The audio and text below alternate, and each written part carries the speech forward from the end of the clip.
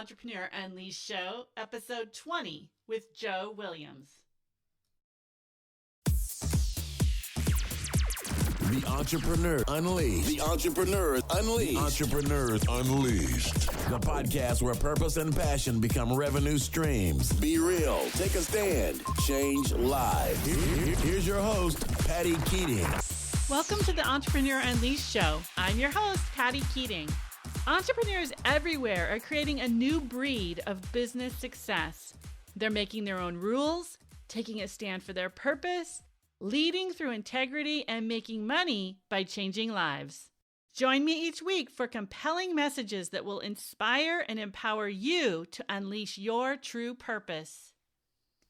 Would you like to turn your message into a signature system and monetize it with a program or product online?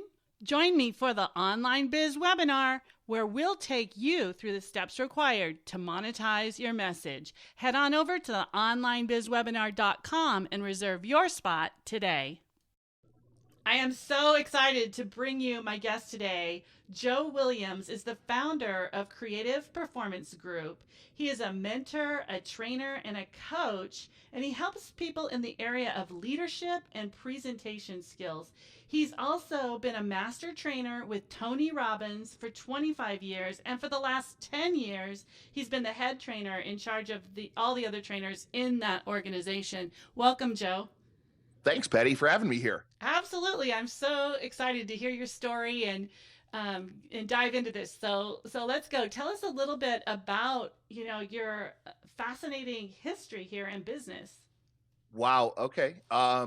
Well, I started out very young, as the saying goes. I actually started my first company kind of out of necessity when I was 15 years old. I've started over a dozen over the years. Most of them absolutely astronomical failures, and a couple of them really great successes. I was in the telecom business in the 90s, kind of during the roaring time to be in that business. We went public in 96. That was obviously quite a ride right around that time. I was lucky enough to get out of that business at the perfect time. And I say lucky for that very reason. It was not any genius on my part, as I always tell people. It was just sheerly that I wanted to do something else with my life. So in 98, I got out of that business and decided to start speaking and consulting and doing a lot of corporate stuff for a short period of time. And then in addition to the work that I was doing with Tony Robbins, I started speaking a lot more for him. I led his wealth mastery program for, almost 12 years live, as well as I've been a speaker at Unleash the Power Within, Date with Destiny, quite a few of his other programs. But most of what I've done has been my own stuff, and working primarily this niche that I fell into in an odd way of working with people on their speaking ability, their communication skills, really what I call public conversations. I struggled with this myself when I was young so much that I kind of found it to be a bit of a life passion, not a bit, but a total life passion. And so that's all I'm doing today, is both in corporate clients as well as a lot of individuals, working with them on being the most powerful communicators they can be when they have conversations with not just groups, as I put it, but groups of individuals. Because that's really what makes you powerful and able to move somebody emotionally as a communicator. What inspired you to jump into the speaking? I heard that in your description that's what you're really all about. What inspired that? I think what inspired it probably was absolute terror and fear of it when I was very young, yet knowing as I was getting into business that it was going to be something that I had to master. I really believe that if you're going to call yourself a leader, if you're going to call yourself an expert, if you're going to call yourself anything in a field, that's great. You will be called upon, though, to be a powerful communicator in front of live audiences. And inevitably, I kind of knew that, and it scared the heck out of me in the beginning. And so my path was one of trial and error, which I don't recommend for anyone. There are ways to really short circuit that, or shorten that cycle, I should say. And so it took me quite a few years. And I think out of that, and started to work with people and train them and seeing them not just transform as communicators, seeing this thing that's still the number one fear of every human being and every study that's done to this day. It's like when you make a shift in that, transformation shows up in every other area of their life. And so it was just really something that drew me in, and I still love as my passion today. It's powerful. What you're doing for people is so powerful. I like to think so. I mean, I just feel blessed to be able to do it, quite honestly. So, Joe, what major obstacles showed up on this path as you unleashed this business?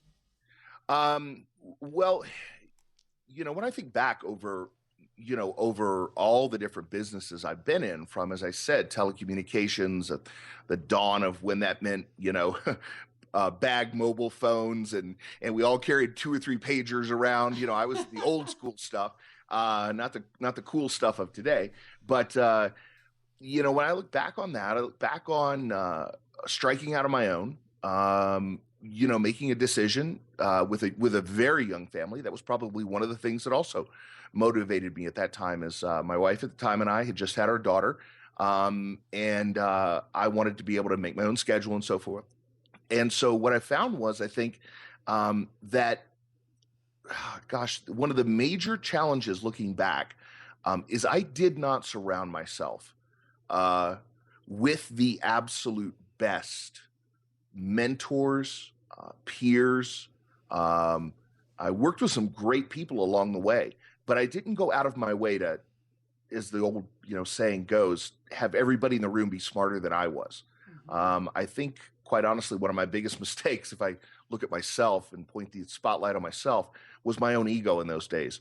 Of wanting to be the one, leading the charge, or forming the company.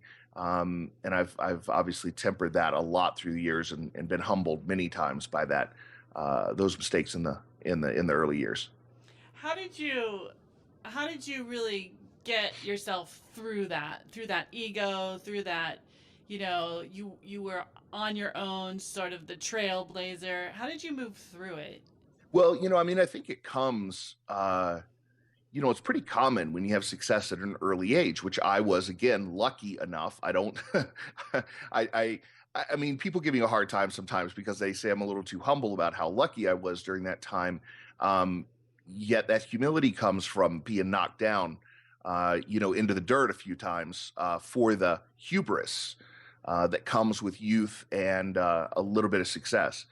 And I think one of the biggest things was just when I got into my later 20s, really realizing the bigger world that was out there, and that I was the success that I had, I could not attribute directly to again myself, which was causing my hubris at the time, I think.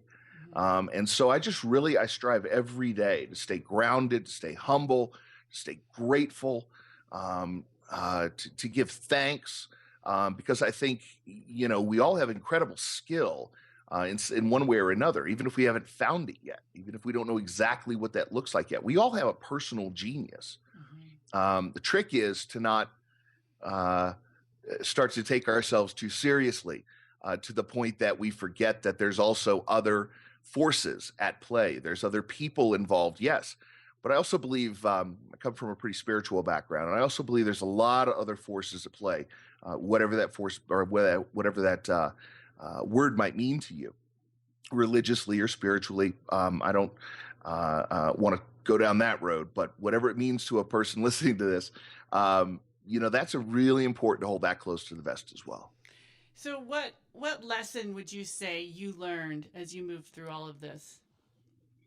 Going back, the biggest lesson I've learned as I went through all of this was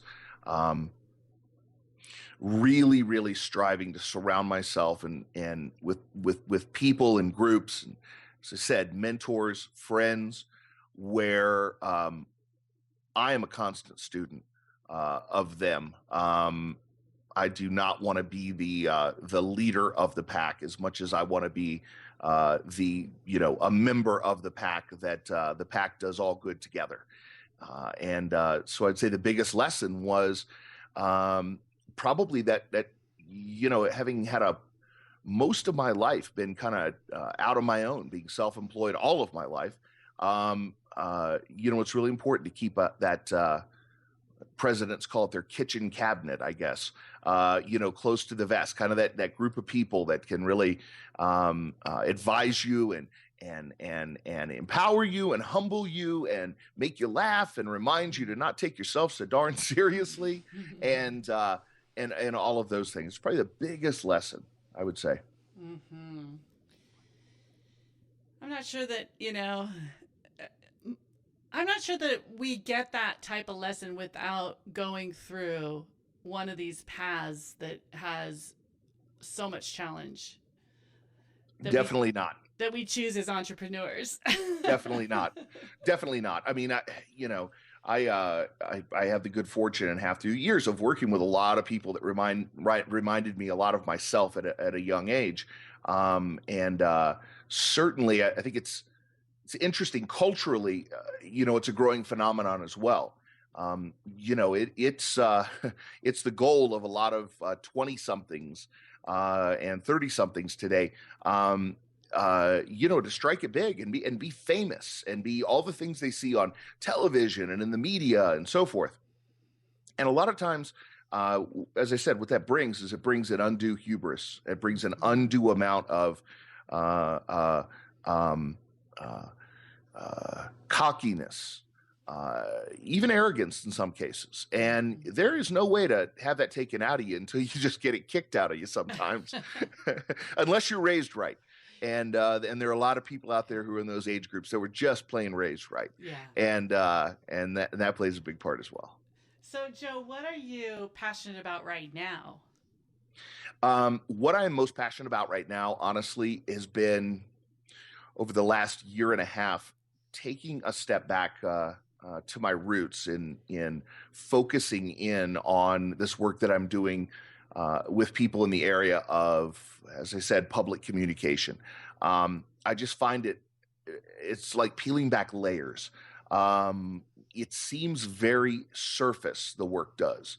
And the more I do it and work with people on it, even in corporations. I mean, I fell into a weird niche. We didn't mention this, but I fell into a weird niche in the 2000s, from about 2001 until about 2012, where I was getting executives, managers, even engineers, and people like that within large tech companies, aerospace companies, things like that. Did a lot of work with aerospace engineers during that period of time, teaching them how to be able to be in front of a group of others, peers, things like that, and not only be interesting, but be compelling and be fun and move that audience emotionally. And specifically, we were doing training for high stakes proposals. So really say there was a big, the government put out a request for proposal for a weather satellite system, and it was going to be a $10 billion award. I would be brought in for the final down select, the final, what they called oral presentation between the last two competitors. So say, Boeing and Lockheed or something like that was pretty typical during that time. And we won a little over $50 billion with a B during those years. We had an 86% win rate, which was attributed just to the fact that even though what was written in the written proposal may not be a winning proposal, many times we won just because of the presentations, because I was able to help make that team the client wanted to work with. Mm-hmm. And so I think that really started focusing me back in. Then as through the years, I got the letters, follow up years later of, you cannot believe how that 2 weeks changed my life and this and that. And I did my speaker boot camps once or so a year, and the stories came back from those people and their successes and so forth. And it just brought me back to my roots. And so that's really where about 90% of my focus. I still have some opportunities to be able to work with the Robbins organization. I'm really grateful for that. But it's a very small part of my year. And so tell us a little bit. I'm curious about these boot camps because I know Yeah. you're referring to these big corporate accounts, Yeah. but tell us a little bit about what's going on with those because entrepreneurs can sign up for those now, and I think it's such a important skill to master. It So is.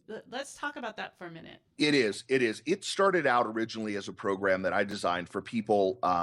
It was really a one-off. I tried it once, and I thought, I went through this hard learning curve of learning to speak and learning to be able to kind of move large groups of people emotionally to change their lives. A lot of that obviously was work I did with the Robbins organization and so forth and others. But what really precipitated the boot camps was I thought, I bet there's other people who'd like to learn this skill. And I started out, I kept it real small because I didn't really know what I was doing. I found out through the years that it needed to be even smaller. It's a very intensive 4-day environment, 15 people, usually maximum. And I would say about 40% of the audience are people that would like to become professional speakers, consultants, coaches, experts, whatever term you'd like to put to it. I call it the impact economy, to be in the impact economy, to be able to do what we do, you and I do kind of for a living. About the other 50% though of the audience is entrepreneurs. It's business people. It is even high-level employees in many cases from corporations that want to be professional speaker grade when they stand up and are called upon to speak in any environment, be that a 10 or 12-minute TED or a 15-minute TED Talk, a 45-minute keynote, a couple-hour workshop, a full-day workshop, or a multi-day event. I spin people up for all those different environments. And we'll put a link to that in our show notes. I know a lot of our Cool. listeners are out and about right now. So let me just give you a heads up. The podcast will be at pattykeating.com/Joe Williams. You can also just go over to pattykeating.com and in the search bar, you could type Joe's name in and it will come right up. And we'll put a link to his speaker boot camp. So, Joe, what's your vision for this business for the next, say, 3 to 5 years? Well, I really am have this year specifically been putting in place, honestly, the next 3 to 5 years for this business. I'm going to be 90, as I said, 95% focused into this business for the next 3 to 5 years at a bare minimum. What that means is I'm putting my my corporate work on the back burner for the time being to just work with individuals. So via boot camps, via private mentoring, which is very different than coaching. In my book, I have 2 very different definitions of what a coach is and what a mentor is. I mentor people as speakers. I don't coach them as a life coach would. There are many people better at that than I am out there, so I don't even touch that. But I'd like to. My goal for the next 5 years is I'd love to see another 1,000 people or so of the couple of thousand so far that I've been able to accomplish it with since I started 10 years ago as a part-time thing. Of the next 5 years, I'd like to free at least another 1,000 people in this area of life because it's like riding a bike. I'll tell you a better example, Patty. Learning to be a powerful communicator with live groups or on video, webinar, whatever the case may be, but specifically with live groups. That thing that rattles a lot of people is like, as a parent, I have 2 kids. I have a 16-year-old daughter and a 10-year-old son, and we taught them to swim at very young ages, as I'm sure, you did, and most of the people out there listening can relate to. We teach our kids to swim at a very young age because if they fall into the deep end, we don't want them to drown, obviously. I look at this skill and freeing people to be not just an automaton of stopping the mistakes that they're making, but really finding their own personal, unique flow and groove as a communicator. What makes them unbelievably, uniquely powerful in the world to do and be able to move people emotionally the way they can. And when a person gets that, it's like learning to swim. You have it for a lifetime. You never lose it. Sure, you may get a bit rusty if you don't do it for 10 years, but it comes right back to you, just like riding a bike. And it's the ultimate insurance policy in business as well. If you want a competitive advantage as an entrepreneur over your competitors, because it's the person who will grab the microphone, or when asked to, not grab in an aggressive way, but when asked, when invited, when called upon. Many people can probably relate to that sinking feeling and thinking, oh, I don't know if I can do this, and turning down opportunities, honestly, within their industry or their business to step up and to be the powerful leader from the front of the room that people are looking for. And when you have that as an entrepreneur, that is a skill that not a lot of people in your industry probably have. And so it's a pretty stealthy, unfair advantage, as the old cliche goes. I love it.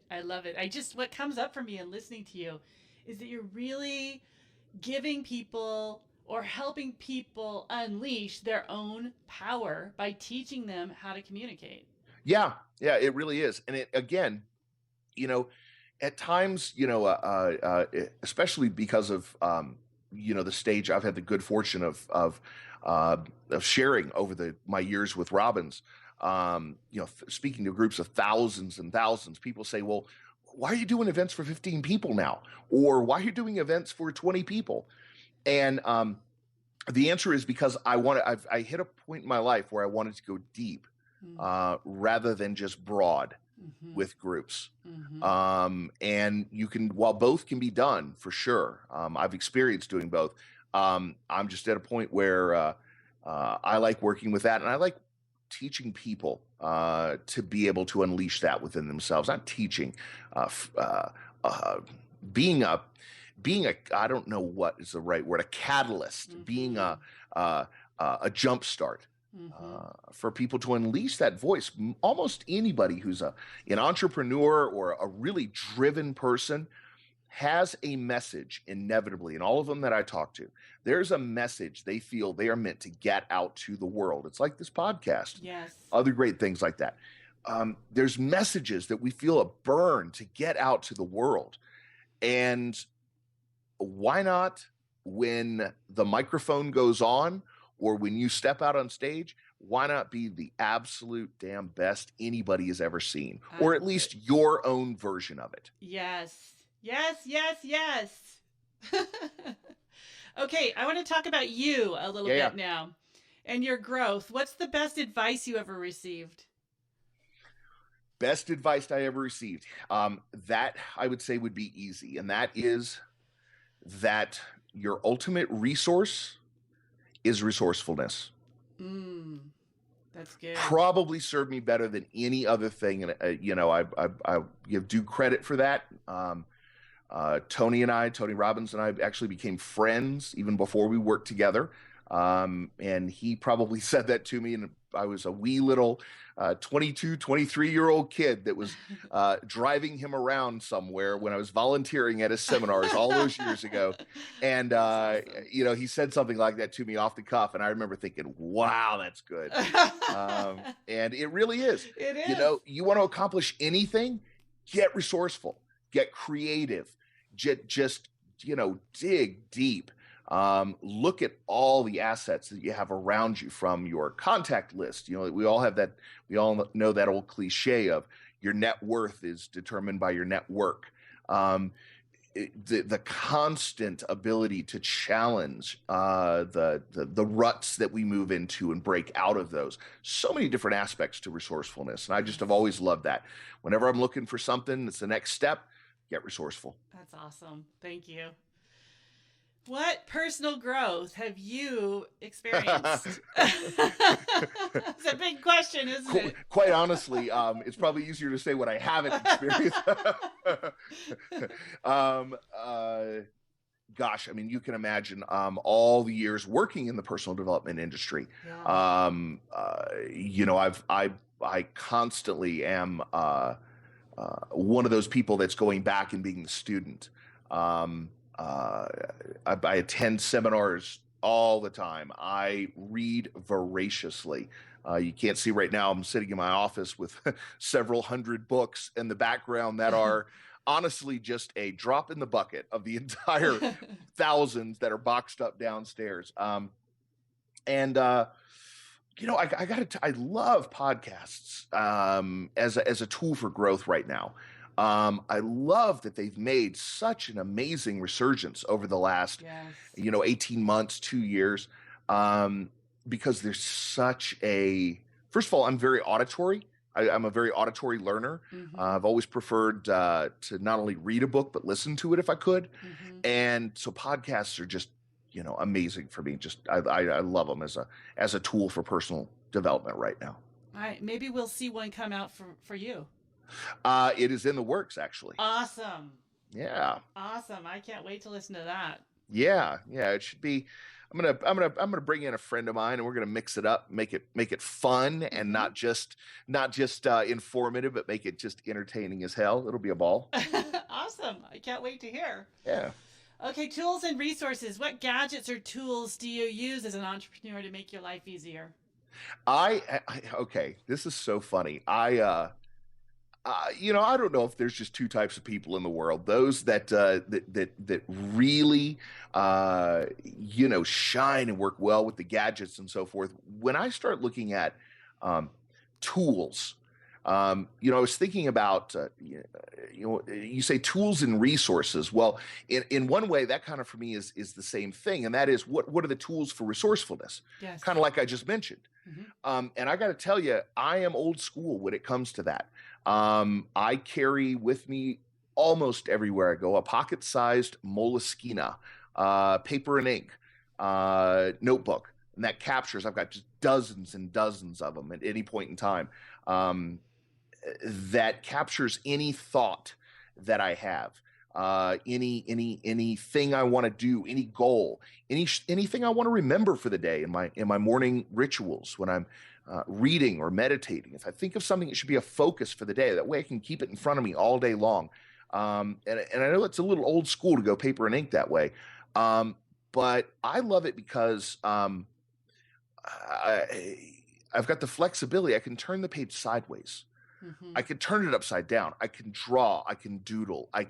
One of my favorite, going back for a half second here, only to tie two things together. You talked about personal growth. I was introduced to a gentleman a couple of years ago that I learned quite a bit from. He taught me something called goal mapping.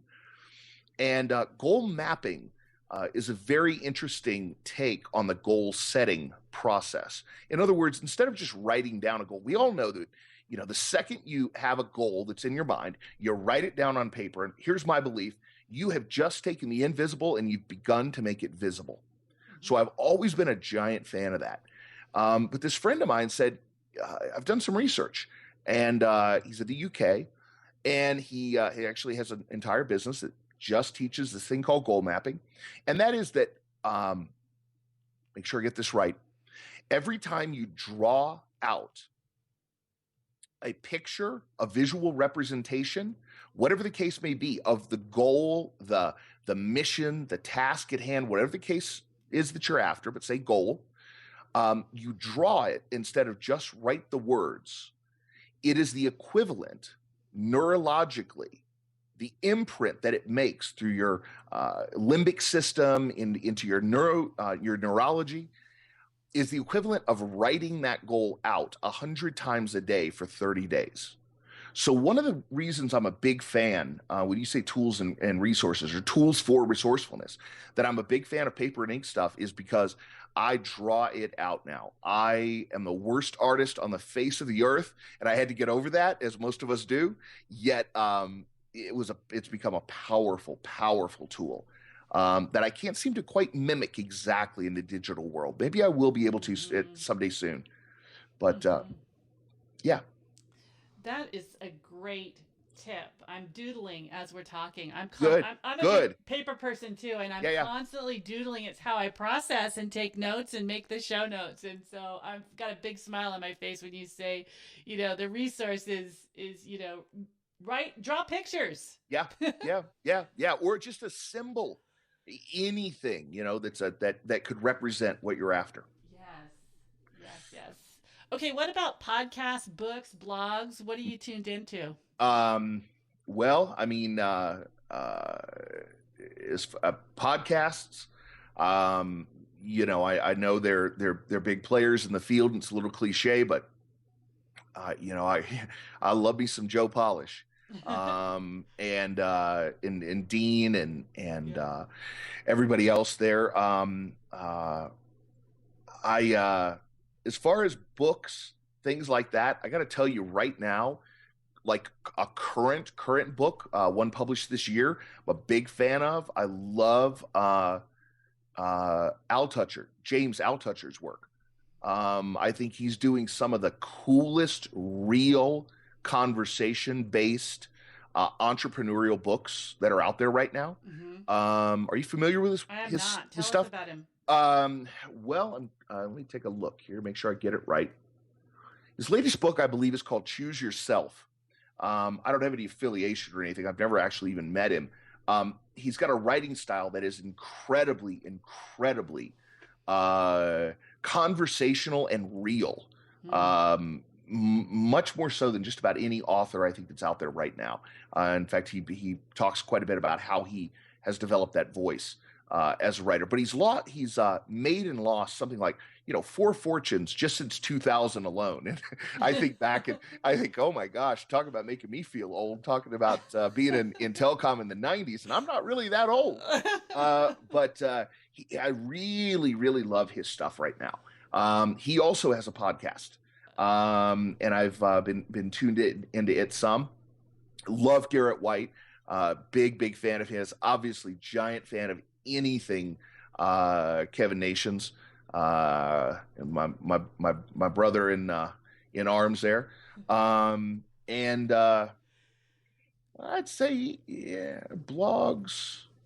I'm not a giant blog reader. I'm trying to think about it. Not really. I don't really use those that much. Okay. But mostly the podcasts and books.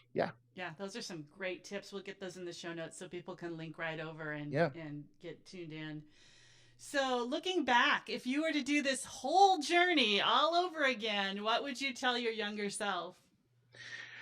I would say I kind of started off with this, so I'll return back to this here at the end. My advice to my younger self would be my advice to anybody else out there, and that is to constantly up-level the game of the people and the mentors that you surround yourself with. To never get complacent with, we all have friends. I get it. We all have family. But there's an old saying, obviously, and that is that a rising tide floats all boats. So when the tide rises when the boats are docked in a harbor, they all rise. And I believe that's the way the people that we are around on a consistent basis are for us. When I was young, my father, who was a brilliant man and a great soul, used to always say to us as kids, he would always say, always remember, Joe, the people in your life that you're spending time with are either toxic or they're nourishing. There's no in between. They're either filling you up and you are rising and becoming more because of your time around them, or they're energetic vampires, or they're toxic to your system. And I think he told us that probably when we were kids, because he wanted us to hang out with the right peer group and as children, which we all want our kids to do. But if I look back on it, I heard those words back when I was a kid, and I probably didn't take them as seriously as an adult as I needed to until, as I said, I got into my late 20s and started realizing that life was a lot bigger than I ever realized it was. That's some great advice to everyone. Yeah. Young, old, anywhere in between. Absolutely. This is a great interview. Thank you so much.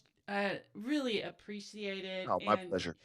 Guys, the show notes are over at pattykeating.com/Joe Williams. Thanks again, Joe. Awesome. Thank you so much, Patty. Really enjoyed it. Would you like to turn your message into a signature system and monetize it with a program or product online? Join me for the Online Biz webinar, where we'll take you through the steps required to monetize your message. Head on over to theonlinebizwebinar.com and reserve your spot today. I hope you enjoyed this week's episode of the Entrepreneur Unleashed Show. If you did, please go to pattykeating.com and let me know what you're up to this year in your business. While you're there, be sure to grab your copy of 5 Quick Ways to Share Your Expertise.